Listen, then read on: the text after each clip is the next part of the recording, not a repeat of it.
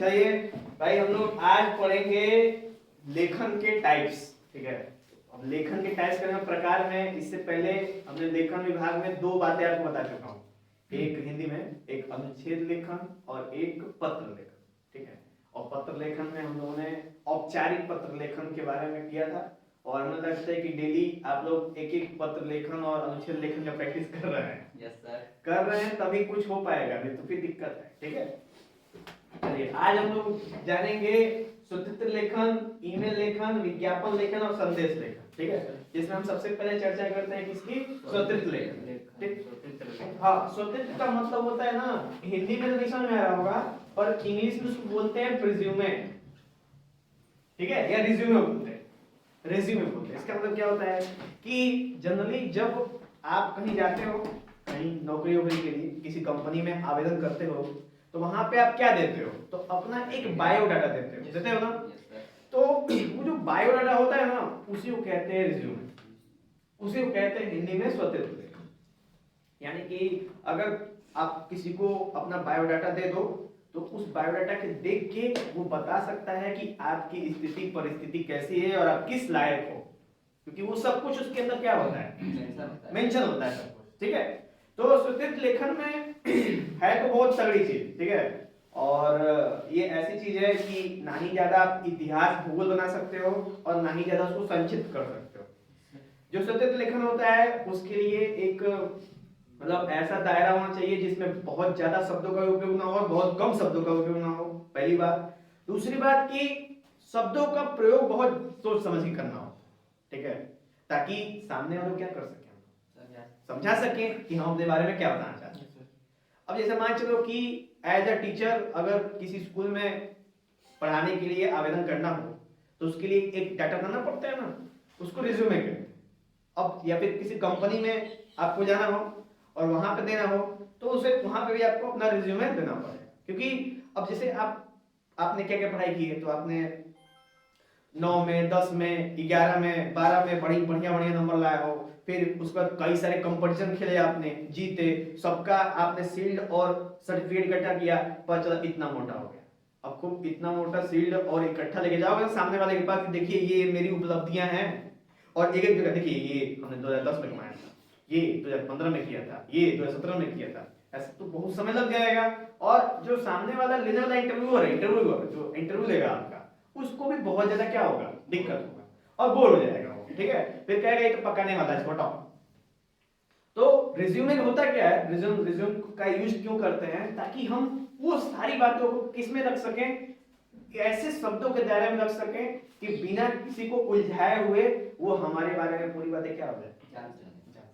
ठीक है, समझ में? अब इसको लिखना कैसे है? तो सूचित्र को लिखने की कुछ विशेषताएं हैं, उस विशेषताओं को हम लोग को जानना चाहिए।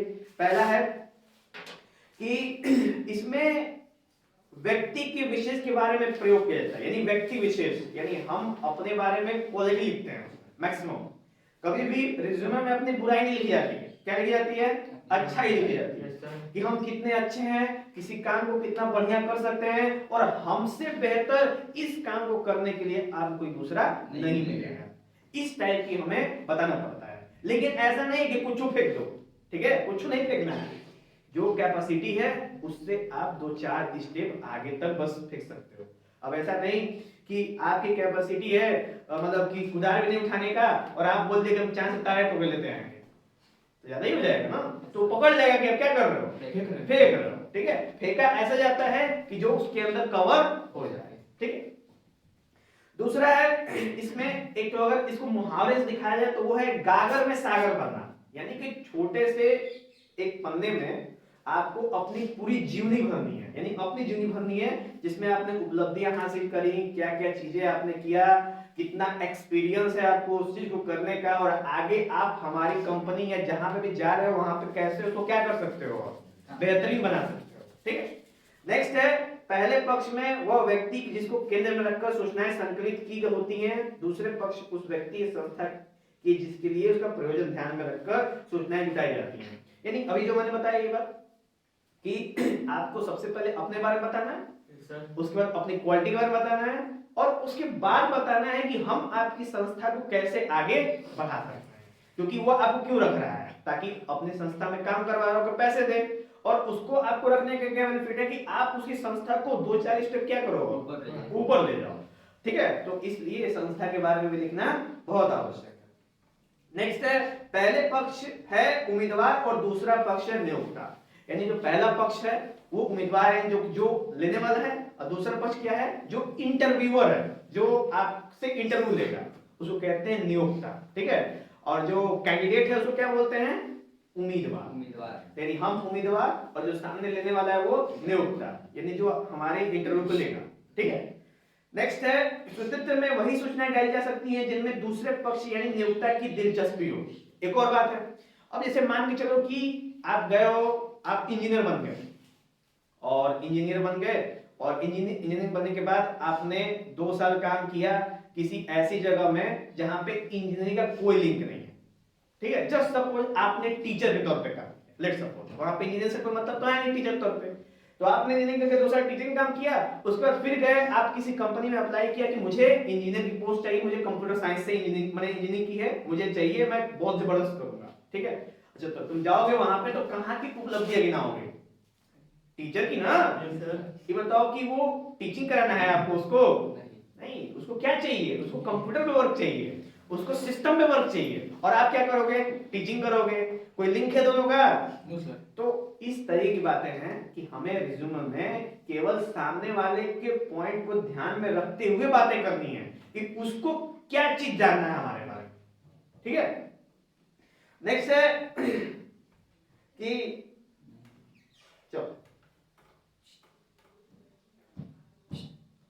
ये हो गया कुछ स्वतंत्र की मतलब विशेषताएं, यानी क्या क्या चीजों को ध्यान रखना है। ठीक है, नेक्स्ट है स्वतंत्र का रूप आकार क्या होगा, तो स्वतंत्र में स्ववृत्त में ईमानदारी होनी चाहिए, मतलब जो भी आप बात कहेंगे एकदम सही कहेंगे, झूठ झूठ नहीं कहेंगे। ठीक है,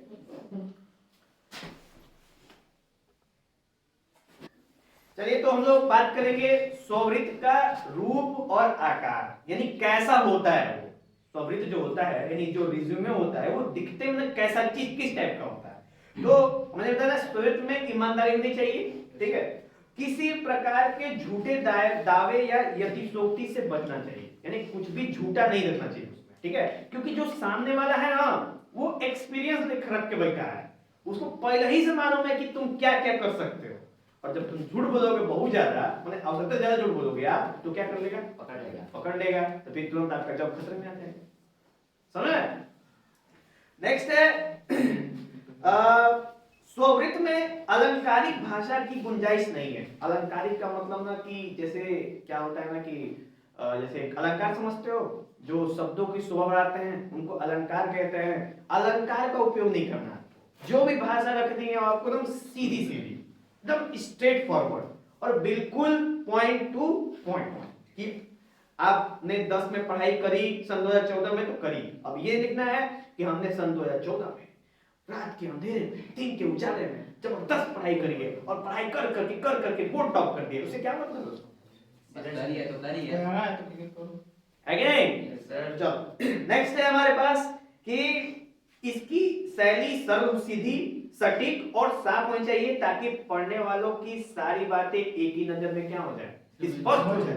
ठीक है, और अर्थ निकालने के लिए दिमाग पर जोर ना डालना पड़े, इन शब्दों का भी चयन आसान शब्द रखने हैं, सरल शब्द, ताकि देख पढ़ के समझ जाए। अभी ना कि तुम खतरनाक शब्द रख दो, अपने स्कूल में टीचर जैसे एकदम खतरनाक वाले पेपर में टीचर्स के क्वेश्चन दे देते हैं, समझ में नहीं है उसका मतलब क्या है ना। लेकिन आपको सिंपल शब्द रखना है ताकि उसको सोचने ना पड़ना कि इस शब्द का मतलब क्या है, गूगल ना करना पड़े। ठीक है, यस सर। नेक्स्ट है स्ववृत्त ने तो जरूरत से अधिक लंबा ना हो, ज्यादा छोटा, अगर बहुत संक्षिप्त हुआ तो इसमें उनकी जरूरी चीजें अंदर से रह जाएंगी। यानी कहने का मतलब है स्ववृत्त बहुत बड़ा भी नहीं हो, नहीं 5-10 पन्ने का भी ना हो और आधे पन्ने का भी ना हो, यानी कहने का मतलब आप 1-2 पन्नों का उपयोग कर सकते हैं।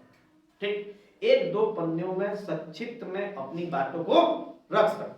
ठीक है, अब उसमें लिखने के लिए या अपने आप को दिखाने के लिए आप टेबल का उपयोग कर सकते हो। टेबल समझते हो ना, जैसे टेबल बना के उसमें लाइन खींच के ऐसे उस टाइप का टेबल का उपयोग कर सकते हो ताकि बहुत सारी जानकारी उसी टेबल के अंदर क्या हो जाए, भर जाए। जैसे पढ़ाई लिखाई वाली, अब तुम लिखोगे कि मैंने फलाने समय में ये कोर्स किया, फिर मैंने नेक्स्ट समय में ये किया, फिर मैंने, तो ऐसे करके 10 लाइन भरेगी।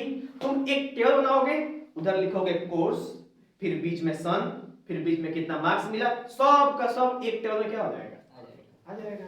तो इससे देखने में भी लगेगा अच्छा, और उसे बिना पढ़े देख के समझ में जाएगा कि आपकी ग्रेजुएशन या आपकी पढ़ाई वाली क्लासेस कैसी है ना।